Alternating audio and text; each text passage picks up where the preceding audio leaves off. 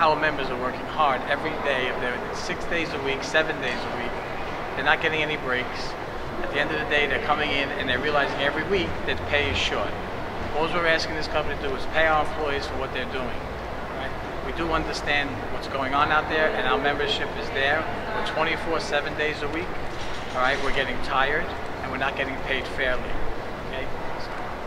I do think that all I'm asking this company to do is fix the problem. My membership is willing to work as hard as they can, but again, every time we try to address this problem, they tell me it's not going to be fixed for another couple of weeks. That company left us no other choice to do this. This is not something that we wanted to do. Our membership has stayed behind us 100%. They're rallied around us, and now what's happening is our membership now is starting to crumble a little bit because they're not getting paid. So all we're asking again is for this company to cease and desist and pay our members the right rate of pay. As soon as it hit on the 29th, we got phone calls from the company. We were mandated to work 12-hour shifts, 24-hour shifts. We were on 7 days straight. Once we got into action, we had our guys out there from the day the storm hit, and we've been working around the clock. And our membership right now to this day, we're on our third week. And some of our membership, to how strong our membership is that some of our members were affected by this hurricane. We have 60 of our own members, which myself, Joseph and Roy, and the rest of the executive board went out of our way, and we thought it was a very good idea. Was we're giving our members $2,000 each member that was affected by the storm from their local. We're doing everything we can to keep them motivated and working. But when they're not getting paid, after the first and second week, it gets tiresome and frustrating.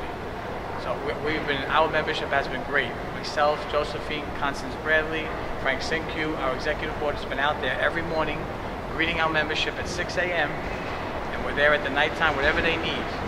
And to get this, to make this, for this to happen to us now, we can't motivate them anymore. They're getting tired. We can't keep telling them next week. It's not coming. So we want something done immediately. That's why we filed this class action suit.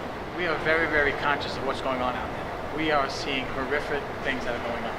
We ourselves lost one of our own members to a storm. Our members are out there day in and day out. We're not asking to be greedy or to be selfish.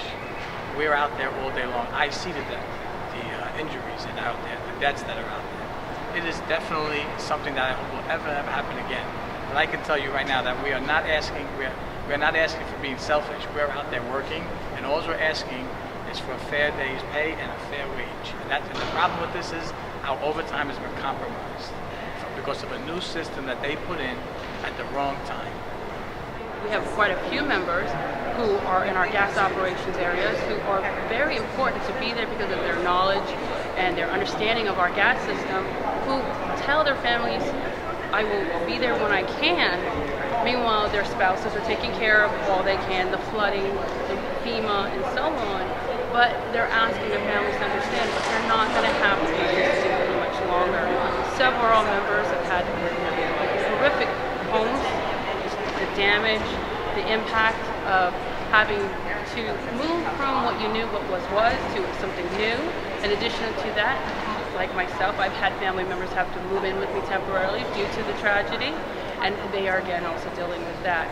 To be told, come in, you're mandatory, it's part of your job function, and then at the same time not being respected for that. Again, it makes the morale, and me as an employee, twice think, do I want to do part of that community anymore? Do I want to represent this company in the same way I do? It's not. Not only not paying overtime to workers who are working 80 hours a week trying to help storm-ravaged communities, but they actually are not paying their employees more than the 40 hours straight time pay that they normally get paid. The union is extremely upset about this. The workers are extremely upset about this. People are putting in, they're working 7 days a week, often 16-hour day shifts. And then they get their paycheck at the end of the week, and they're paid 40 hours of straight time. It's a kind of an action by National Grid, which is going to discourage workers from pitching in the way that they've been doing, in communities that are still flooded, in areas where there's a lot of toxic debris all over the sidewalks. These guys are going into basements, they're going into holes, they're going into tunnels, getting the gas service restored. and the company is not treating them like they're doing anything other than a normal week's work. The union has gone to court partly because we want to try to get the company's attention